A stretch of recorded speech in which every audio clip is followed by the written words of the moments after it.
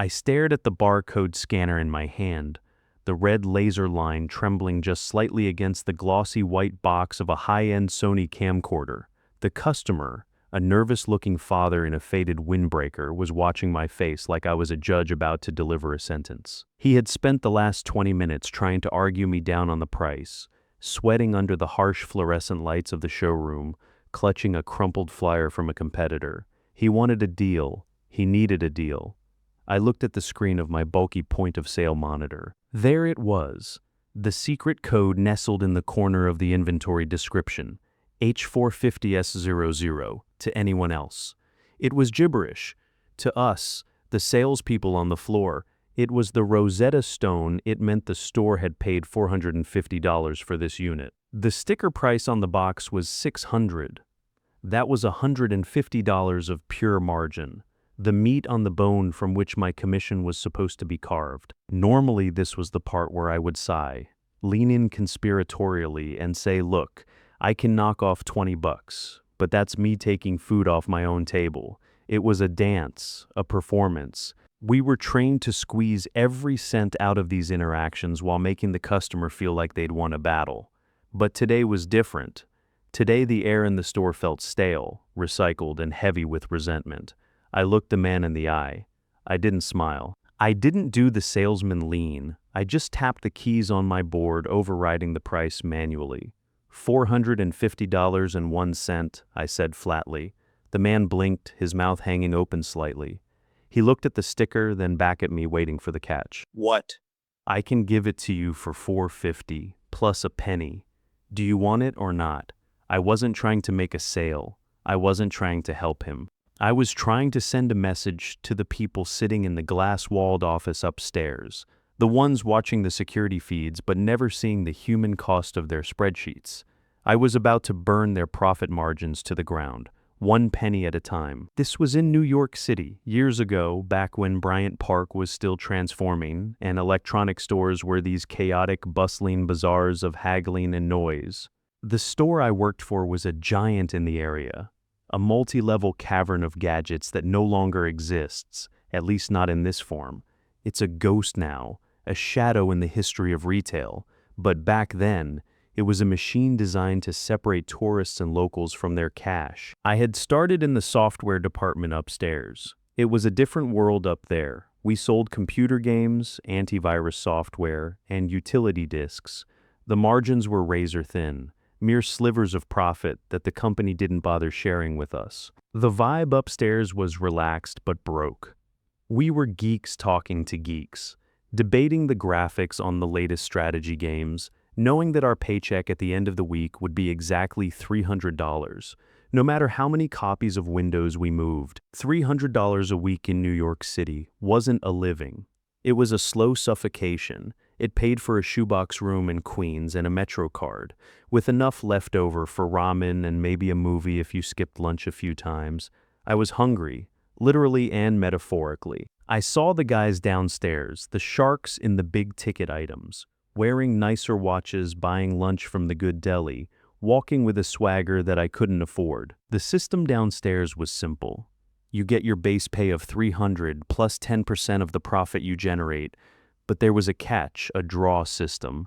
You had to generate enough commission to cover your base pay first, or exceed a certain threshold. Basically, unless you were selling hard, you were making minimum wage. But if you were good, if you could read the codes and manipulate the haggling process, you could double your paycheck. I begged for a transfer. I badgered the floor manager, a guy named Gary who wore suits that were too shiny and smelled permanently of stale coffee and mints, until he finally relented. "You think you can swim with the big fish, kid?" he'd asked me, looking over his spectacles. "It's not just about knowing the specs. It's about closing. It's about margin." "I can close," I promised. He moved me downstairs to computers and cameras. The first week was a revelation. The pressure was immediate and physical.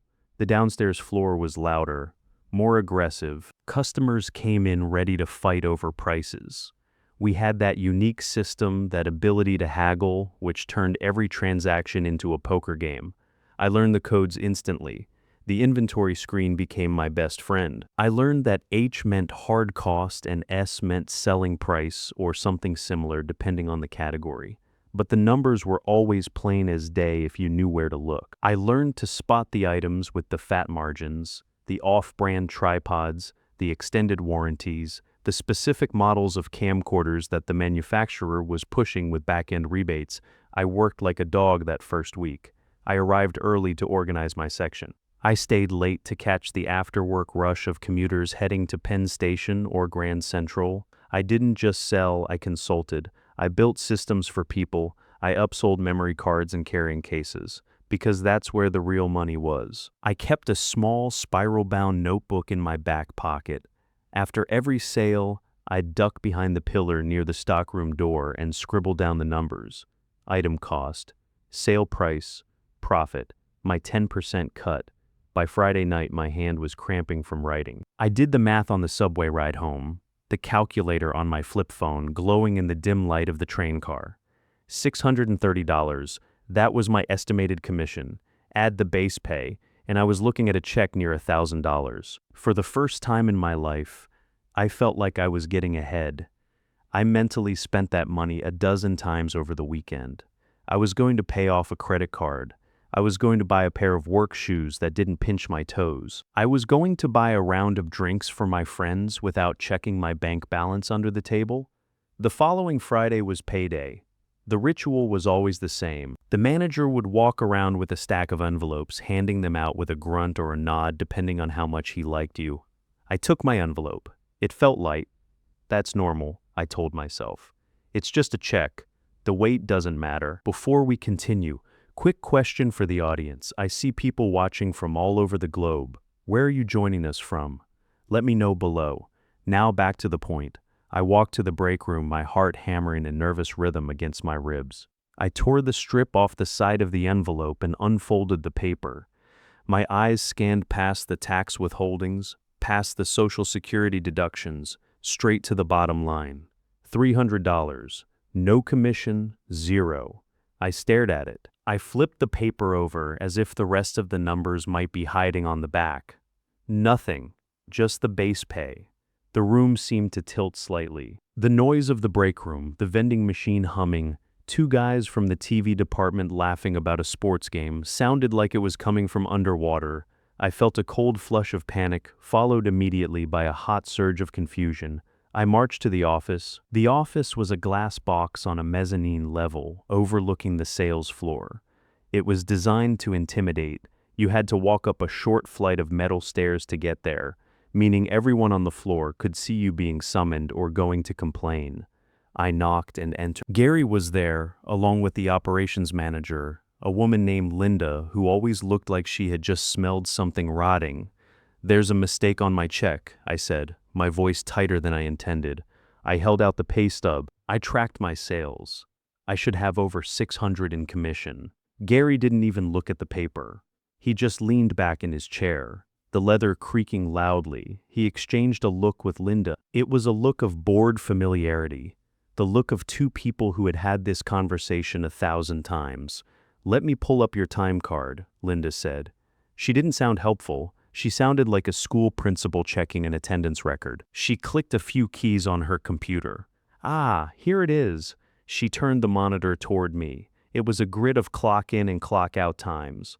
She pointed a manicured finger at a red entry from the previous Tuesday, 9:03 a.m.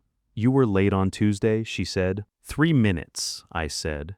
The subway was stalled in the tunnel. I called the floor supervisor. "Policy is policy," Gary said, cutting in. He picked up a stress ball from his desk and squeezed it rhythmically. "Company Handbook, page 12.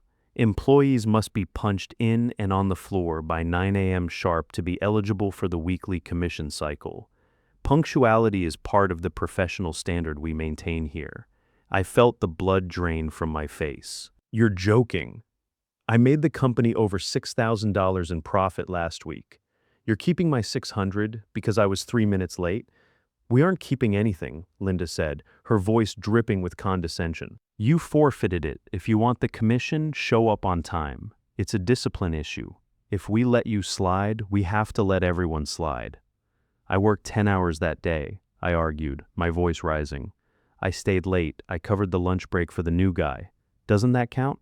Only the punch-in time counts for eligibility, Gary said. He turned back to his paperwork, dismissing me.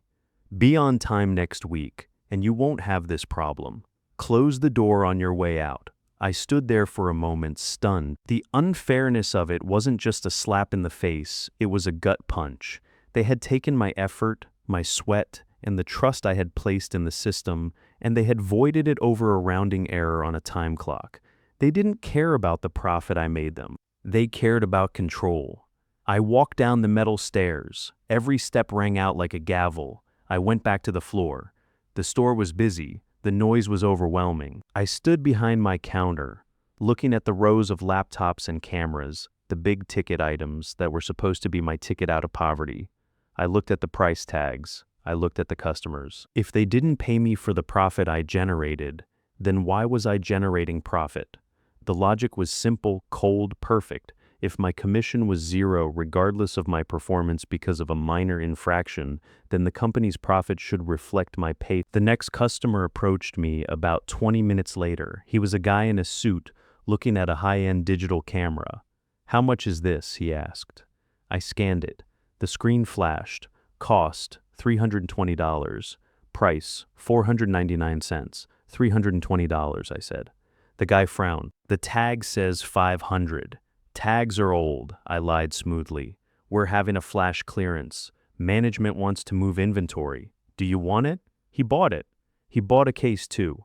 I sold the case at cost. I sold the memory card at cost. When the transaction was finished, the receipt printed out, the profit column invisible to the customer but visible in the system logs, read $0. I felt a strange electric thrill. It wasn't just revenge, it was a reclamation of power. I wasn't stealing, I wasn't taking money out of the till. I was simply refusing to extract value from the customer on behalf of a company that refused to share it with me. For the next 2 weeks, I became the Robin Hood of electronics. I didn't do it for everyone. If a customer was rude, they got the sticker price. But for the most part, people were decent. They were just looking for something they could afford, and I gave it to them. I developed a script. "I can't go lower on the official price," I'd whisper, looking around as if checking for spies. "But I can use my employee discount code for you, because you seem like a nice guy." There was no employee discount code. I was just manually overriding the price to match the H code, the hard cost. Word started to spread, not loudly, but in the quiet nod and wink way of New York retail.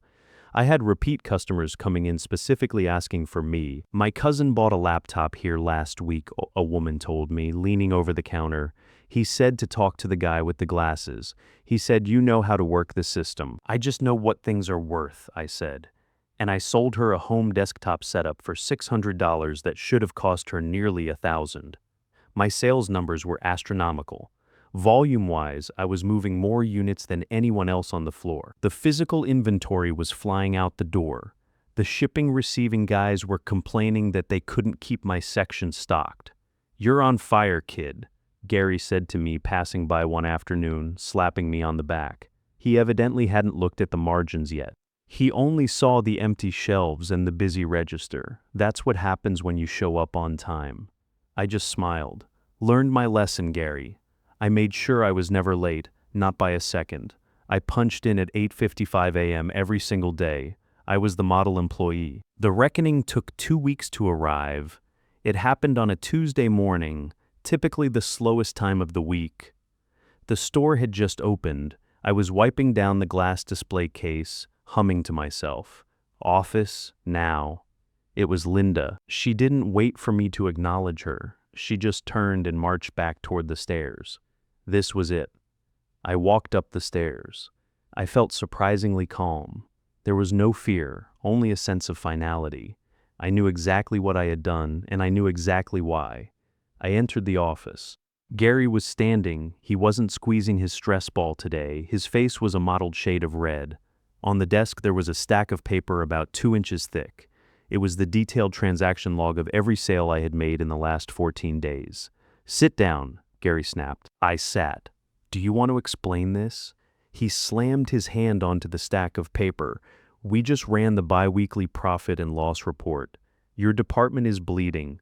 We've moved $40,000 in inventory under your login ID. He paused for effect. Total profit, 32 cents. I looked at the paper. 32 cents. I must have missed a decimal point somewhere, or maybe one item had a fluctuating cost I hadn't caught. I was actually annoyed at myself for the 32 cents. I had aimed for 0. I don't understand, I said, playing dumb. I moved the units. You said I needed to close, I closed. You sold everything it cost. Gary yelled. A vein in his neck was bulging. Every single item, you overrode the price on every single transaction. Why? Why would you do this? Well, I said, leaning back in the chair, mimicking his posture from 2 weeks ago. I was looking at my commission structure. What does that have to do with selling at cost? 2 weeks ago, you told me that because I was 3 minutes late, my commission was 0. You told me that my work, my sales, and the profit I generated were irrelevant because of those 3 minutes. You said that was the policy. Gary stared at me. Linda stopped typing. So, I continued, I realized that if I'm not getting paid commission, then generating profit is a violation of the agreement. If I make you $1,000 in profit and I get 0, that's not fair. But if I make you 0 profit and I get 0 commission, well, that's fair. We're even. Nobody owes anybody anything. You're destroying this company's margins. Linda screeched. I punched in at 8:55 a.m. every day for the last 2 weeks. I said softly, I followed the rules. I was punctual. I moved inventory. Customers are happy. They'll come back. You gave away the merchandise. Gary roared. I sold it for exactly what you paid for it. You didn't lose money, you just didn't make any. Just like I didn't make any on that payday. The silence in the room was heavy. They knew they couldn't arrest me. I hadn't stolen money. I hadn't given the goods away for free.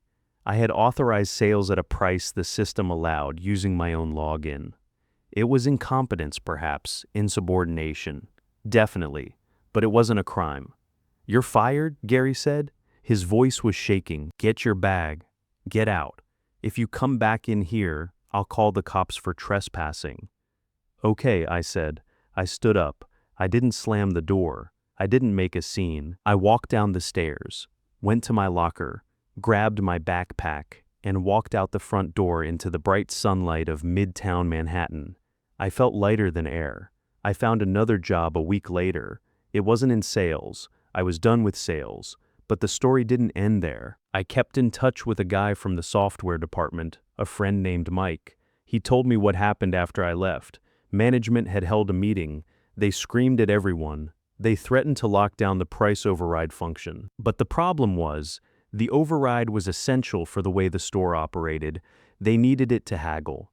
They couldn't disable it without changing their entire business model. So, the other guys on the floor, the ones who had watched me get screwed over, the ones who were also living in fear of being 3 minutes late, they learned. They saw what I did. They saw that I walked out with my head high. It's a mess here, Mike told me over beers a month later. Nobody cares anymore. If Gary yells at someone, they just tank the margins for the rest of the day. It's like a Cold War. They know they can't fire everyone. Eventually, the policy changed. The late rule was quietly repealed. They couldn't afford to keep enforcing it because the retaliation was costing them too much, but the damage was done. The store in Bryant Park closed down a few years later. I don't know if my 2-week crusade was the cause. Retail is a brutal business, and online shopping was just starting to eat their lunch, but I like to think I helped push them over the edge. They opened a smaller location in Long Island and another hole-in-the-wall spot somewhere else, but they never recovered the volume they had in that cavernous, noisy store. Sometimes, when I walk past the building where it used to be, it's a high-end clothing store now. I think about that stack of paper on Gary's desk, 32 cents. It was the best work I ever did.